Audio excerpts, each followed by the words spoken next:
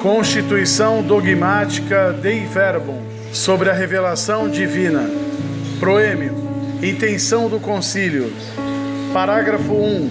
O Sagrado Concílio, ouvindo religiosamente a palavra de Deus, proclamando-a com confiança, faz suas as palavras de São João. Anunciamo-vos a vida eterna, que estava junto do Pai e nos apareceu. Anunciamo-vos o que vimos e ouvimos, para que também vós vivais em comunhão conosco. E a nossa comunhão seja com o Pai e com o seu Filho Jesus Cristo.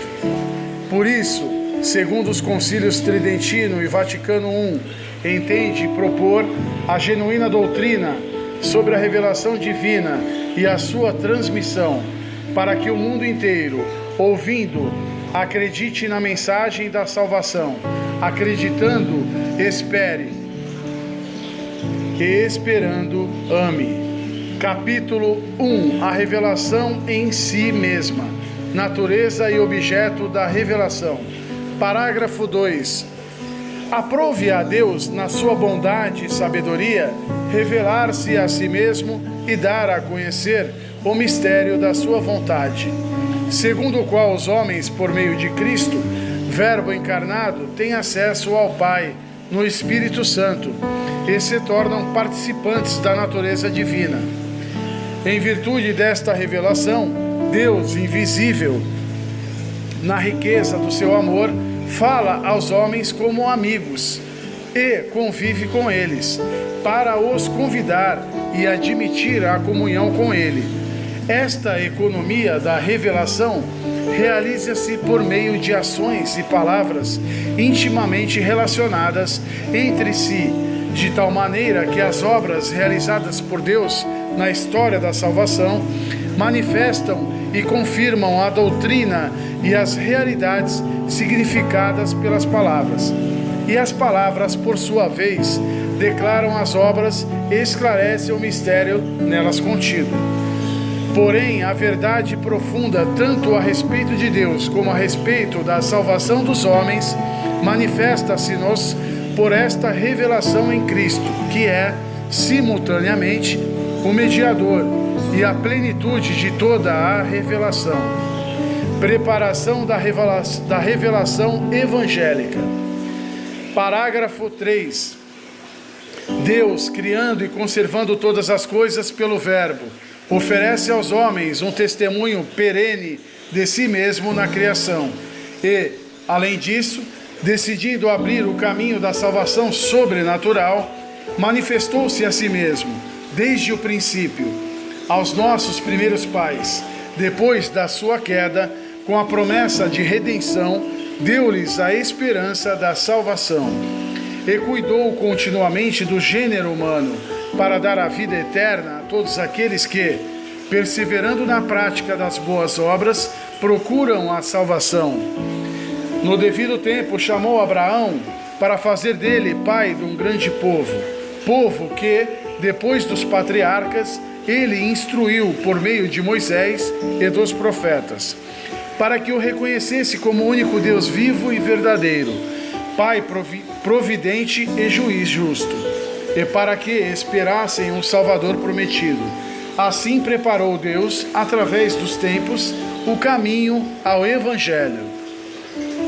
Consumação e plenitude da revelação em Cristo. Parágrafo 4.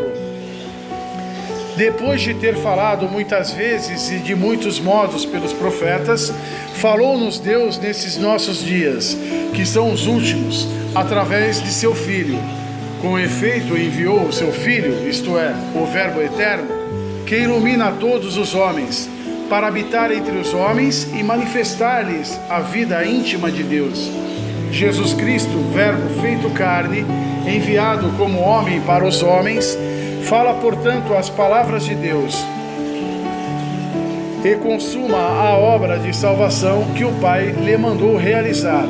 Por isso, vê-lo a ele, é ver o Pai, com toda a sua presença e manifestação da sua pessoa, com palavras e obras, sinais e milagres, e sobretudo com a sua morte e gloriosa ressurreição.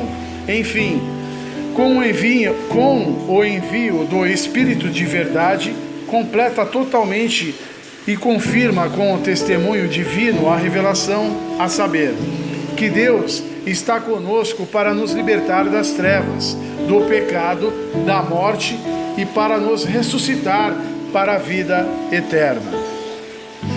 Portanto, a economia cristã, como nova e definitiva aliança, jamais passará, e não se há de esperar nenhuma outra revelação pública antes da gloriosa manifestação do nosso Senhor Jesus Cristo. A aceitação da revelação pela fé. Parágrafo 5. A Deus que revela é devida a obediência da fé.